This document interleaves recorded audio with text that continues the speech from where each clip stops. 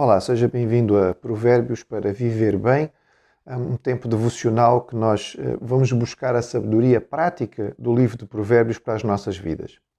O capítulo 31 é outro capítulo que foi escrito por um autor que não era Salomão, um autor gentílico. O primeiro versículo diz assim: palavras do rei Lemuel de Massá, as quais lhe ensinou sua mãe. Nós já vimos que no capítulo 30, a propósito da sabedoria de Agur, que Massá seria um reino no norte da Península da Arábia, provavelmente um daqueles reinos com os quais Salomão estabeleceu ligações comerciais significativas.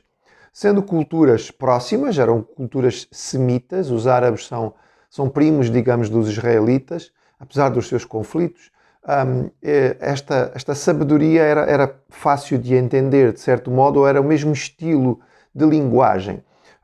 Alguns especialistas nos fazem chamar a atenção para a proximidade deste tipo de linguagem da que se encontra em escritos de sabedoria egípcios e babilónicos, o que é perfeitamente normal, fazia parte daquilo que era o estilo daquela época. Neste capítulo nós temos aqui orientações que são dadas pela mãe do rei ao rei. Diz claramente que elas foram ensinadas pela sua mãe. As rainhas mães tinham uma importância muito grande nos reinos orientais. Era muito comum que os reis homens morressem primeiro, os seus filhos subiam ao trono, mas a rainha mãe continuava viva, às vezes durante ainda bastante tempo. E as rainhas mães tinham uma posição normalmente muito significativa. Por vezes elas inclusive tinham que funcionar como regentes até o seu filho chegar a uma idade maior, mas mesmo quando o filho já era adulto, elas tinham uma influência significativa. Esta mãe dá as seguintes orientações na primeira parte do capítulo, versículos de 1 até 9, orientações digamos, para um bom rei, para o rei viver bem. Versículo 2: Que te direi, filho meu, ó filho do meu ventre, que te direi, ó filho dos meus votos? Não dês às mulheres a tua força, nem os teus caminhos às que destroem os reis.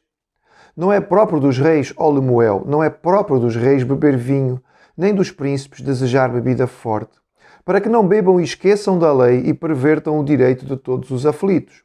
Dai bebida forte aos que perecem, e vinho aos amargurados de coração, para que bebam e se esqueçam da sua pobreza e das suas fadigas não se lembrem mais.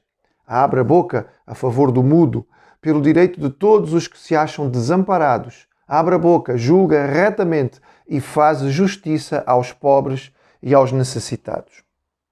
Conselhos simples, nós podemos dizer, mas muito práticos. Esta rainha-mãe está a orientar o seu filho, possivelmente Lemuel estava a tomar o trono fazia pouco tempo. Nós lemos aqui que ele era filho dos votos. Não percebemos, talvez esta mulher tenha tido alguma dificuldade de ter filhos e por isso fez votos a Deus para que pudesse ter filho. É uma história repetida na Bíblia e comum naqueles tempos, já que no conceito oriental havia a noção de que a grande função da mulher é ter filhos. Uma mulher que não tem filhos simplesmente não cumpriu a sua função principal neste mundo. Portanto, a esterilidade era considerada uma maldição dos deuses. Daí que talvez esta notazinha aqui no versículo 2 signifique que Lemuel foi filho, assim como Samuel, filho de votos. Foi pedido a Deus e Deus respondeu. Há essencialmente dois apelos e uma orientação. Dois apelos para o que o rei deve evitar e, por outro, o que é realmente o propósito do rei. Ela chama essencialmente o cuidado do rei para mulheres e prazeres. Ou seja, ela avisa o rei para que ele tenha cuidado de não dar às mulheres as suas forças. Era comum nos reis orientais os grandes haréns. Estamos a imaginar um rei jovem que tomou poder, ele está, digamos, num momento da sua atividade sexual significativa e num contexto da poligamia, ainda mais de um rei que se espera que tenha várias esposas e produza vários herdeiros, era comum que estes indivíduos casassem com várias mulheres e também tivessem muitas concubinas. Era considerado próprio e aceitável. Agora, imaginemos um indivíduo que tem não é, constantemente mulheres belas, muito belas e novas no seu harém.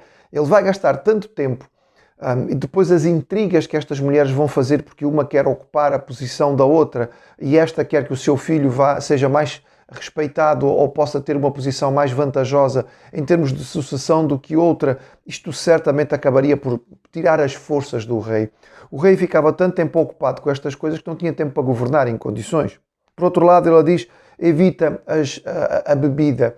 E aqui provavelmente estamos a pensar em banquetes, mais uma vez os prazeres físicos, em que sim, o rei de todo o reino é o que come e bebe melhor, então acaba por concentrar a sua vida em ter uma adega muito valiosa, em experimentar mais isto e mais aquilo, em ter os melhores chefes de cozinha, enfim, em ficar focado nestas coisas. E mais uma vez ela diz, isto não é próprio para os reis.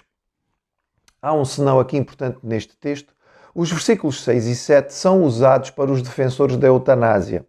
Eles gostam de dizer que estes versículos estão, de certo modo, a justificar aquilo que eles defendem, que é as pessoas poderem ter o direito de se matarem. O que o texto diz é, tendo no contexto, e o contexto é muito importante, o contexto é que os reis não devem gastar tempo com bebida.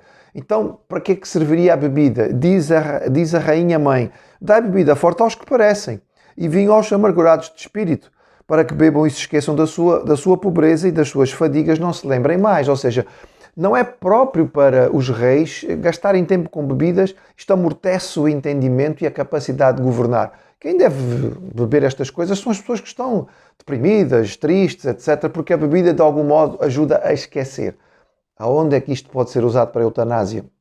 Não tem a ver com a eutanásia, o texto não está a falar sobre morte, não está a falar sobre matar ninguém ou ajudar a pessoa a passar desta vida para outra, está apenas a dar um contraste. A rainha mãe está a dizer, não é próprio dos reis beberem. Quem precisa de bebida é quem está amargurado, enfim, os que estão em grandes tribulações e talvez encontrem na bebida uma forma de afogar as suas angústias. E é isto que a rainha mãe diz. De forma nenhuma este texto pode ser usado como alguns o fazem, torcendo o seu sentido para que ele possa indicar de alguma maneira a eutanásia. Então, qual é o dever do rei? E aqui é interessante porque quase que nos faz lembrar aquela noção dos cavaleiros, não é? Mais tarde da Idade Média, as ordens de cavaleiros e como eles tinham que jurar a proteger os mais fracos, não é? Abre a boca em favor do mudo, pelo direito dos que estão desamparados, julga retamente os pobres e os necessitados. Ou seja, a função do rei é fazer justiça e, sobretudo, fazer justiça aos fracos. Os fortes normalmente encontram quem os ajude. Os fortes normalmente têm amigos em posições importantes, têm facilidade de acesso aos juízes e conseguem resolver as suas questões. São os pobres, são os desamparados, são os necessitados que não têm apoio por parte dos poderosos. E é aqui que a rainha mãe diz, a tua função é governar bem o teu reino. E grande parte do teu governo vai passar pela justiça. Lembremos que, neste tempo, a grande função dos reis, os reis tinham essencialmente duas funções. Os reis comandavam tropas e faziam justiça. Comandavam tropas naquilo que eram as guerras do reino, normalmente ou para expansão ou para defesa, e faziam justiça. Normalmente o rei era uma espécie de supremo juiz, era a corte suprema, não era o supremo tribunal. Então, quando as questões não eram resolvidas de forma mais fácil, chegava-se ao rei e o rei tratava delas.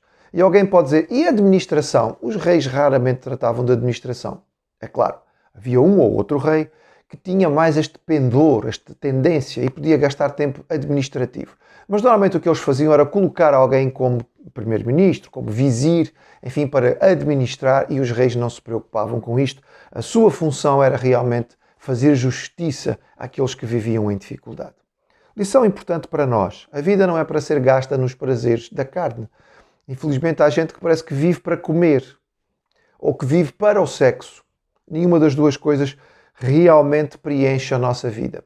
São prazeres que Deus permitiu que nós tenhamos, são prazeres que são justificados dentro do seu contexto, ou seja, o sexo para o casamento, o comer bem para um ambiente familiar e dentro da moderação de que nos ajuda em termos de saúde, mas devemos centrar a nossa vida em fazer o bem, em fazer justiça, em ajudar os que estão à nossa volta, em auxiliar todos os que estão em dificuldade.